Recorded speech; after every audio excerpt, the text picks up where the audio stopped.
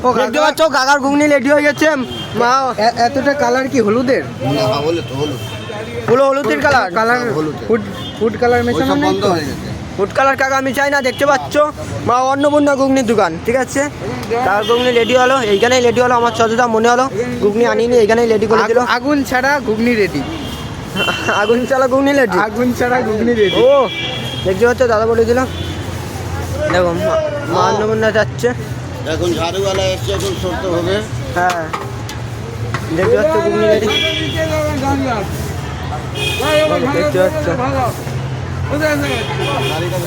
পাচ্ছ এই যে এখন বিহারি কাকা চলে যাচ্ছে। গাইস দেখতেই পাচ্ছ ইতিমধ্যে বিহারি কাকা চলে যাচ্ছে এইখান থেকে, কেন জানি না বিহারি কাকা চলে যাচ্ছে। দেখতে পারলে বিহারি কাকা চলে গেল।